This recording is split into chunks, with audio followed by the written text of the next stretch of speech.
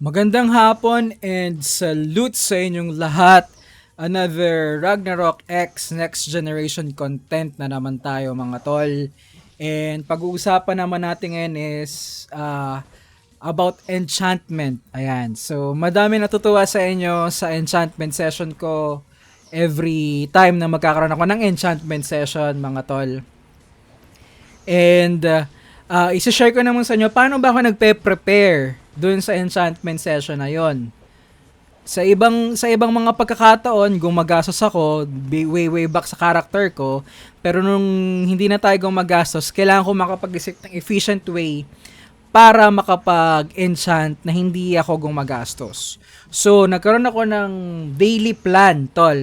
Meron akong daily plan para makapag-achieve ng enchantment stones na nag-range from, depende sa situation, situational to tol. Nag-range yung stones na pwede mo maipon from 300 to 400 stones in a week. Ayan. Ngayon, paano ba yon tol? Paano ba yung sinasabi mong yan? So, i-share natin ngayon yung schedule na sinusunod ko. Ito ang schedule na sinusunod ko. In 3, 2, 1... may ganyan na tayo tol sa channel natin. Ginagamit ko naman na to way back pa sa Bard content ko. Pero ito yung ginagawa kong plan sa pag nag-e-enchant ako every Sunday. So, meron akong 7 days plan yan. So, ang equivalent o ang laman ng 7 days na is yung nasa taas na part is kung ilang stamina ba ang meron ka in a day. Ayan, so for a day, meron kang possible 200 o 2,380 stamina in a day ang pwede mo makuha. That's the bare minimum. Ba't ko sinabing bare minimum? Kasi tol, meron pang, minsan nagta times 2 yung board quest. Pag nag times 2 yung board quest, automatic yan tol. Pag nag times 2 yung board quest, hindi lang 2,000 na makukuha mo sa daily stamina. Mga around 220, 230. Minsan kung sobrang swerte mo, nasa 240 ka pa. Ay, 21, 22, 3, 23. Minsan 24 pa kung swerte ka talaga sa times 2. Sobrang dami. So, nagva-vary yan. Pero nilagay ko lang dyan yung bare minimum. So, in a daily sense, meron kang daily stamina na 2,000. Makukuha mo yan sa board quest. And dun sa pag nagstay ka ng Frontera. Next is pag nag-NR ka, pag nag-novice run ka, kapag buksan mo yung 10 bucks ng novice run mo tol, meron kang 200 stamina na makukuha doon. Sa tavern naman, meron kang makukuha every day na 60. Tapos meron kang makukuha sa tavern na yung tavern tsaka daily, pinagsama ko na merong every 12 minute ata, bibigyan ka ng 60 tsaka dalawang stamina potion sa tavern which is 120, so a total of 180. So for a day, meron kang total of 2,380 stamina in a day. So gawin natin yung uniform. For example, yan ang makukuha mo from day 1 to day 7. Paano mo gagamitin yan tol?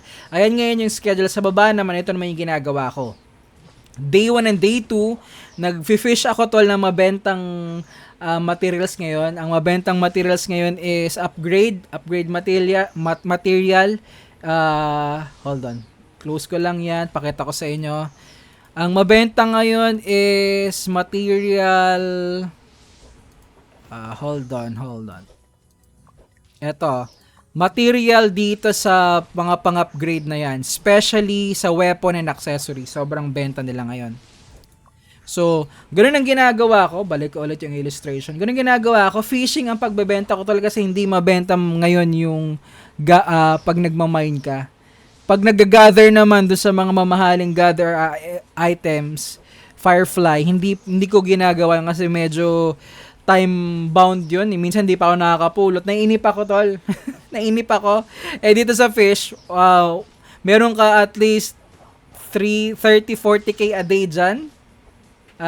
Tapos, pag nag-COC ka pa, magbenta ka ng mga coins mo sa COC, meron kang 20 coins na mabenta within this 10 coins in a period of 7 days. So may mga ganong short source of income ka through your crystals. Pero sa fishing natin, day 1 and day 2 lang ka magfi-fish.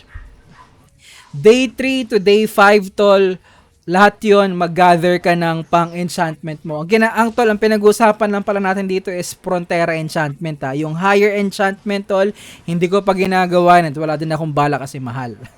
So, sa day 3 to day 5, mag-pure gather ka. Kung nag-times 2 man yung madami kang times 2 sa board mo, sobra-sobra ka sa 2-3 na sinabi kong makukuha mo in a daily. Pag nag 2-5 ka, 2-6, tol, lahat yun i-gather mo ng target mo na equipment na i-enchant. Yung i-alat mo yung gathering sa day 2, day 3 to day 5. Alat mo lang yan. Pagdating naman ng day 6, tol, mag-burn ka lang pero wag mong gagamitin. Kasi pag come day 7, tsaka ka magka-craft. Ngayon, paano ko sinabi, tol, na pwede ka magkaroon ng stones na almost 300 to 400. Depende kasi sa mabebenta mo ng day 1 date sa mabebenta, hindi. Medyo, tama, depende kasi sa price and depende yung price sa mabebenta mo ng day 1, day 2, sa benta mo ng coin sa COC, kung nabenta mo lahat kagad, depende sa crystals na meron ka sa pagka-craft eh. Pero pagdating dito sa day 7, most probably meron ka ng gathering material, wala ka lang stones. Ngayon, kaya ka nagbenta ng day 1, day 2 para makabili ng stones. So depende sa crystals mo. If mabuo mo 350 lang, okay, magbuo ka ng 350 stones. The rest ng resources mo na natira dun sa the rest ng week na yan, may natira kang stamina, may natira kang crystals, tol, bitbitin mo yan the following week. Gawin mo tong same scenario to, mas madami ka ng resources. Baka umabot pa ng at least 340 to 450 stones ang macraft mo naman the following week kasi may mga natira kang resources this week. So yun yung ginagawa ko in every week. So meron akong 350, 300 to 400 stones. Pag may event, mas madaming stones. So most probably in-expect ko mag-enchant ako, tol, next Sunday. Wala akong progression ngayon the whole week. Mag-grind lang ako na mag-grind, gather, ganyan. Yun yung gagawin ko the whole week. So in-expect ko the whole week. Next week, pagdating ng Sunday, come Sunday, meron akong at least at least 600. In-expect ko at least 600 to 700 stones, which is a lot, tol. A lot yun. Mahaba-habang enchantment session yun. So if nagbabala kayo, wala kayong ibang activity, gusto nyong magkaroon ng activity aside from activity sa Rocks, tol, samahan nyo ako. Ipon kayo ng enchantment stones nyo and then mag-enchant tayo sa Sunday. Tapos, magpo-post ako ng enchantment session ko the Sunday na yon. Tapos, share nyo, tol. I-share nyo yung progression nyo. Magkaroon tayo ng mini event sa channel natin.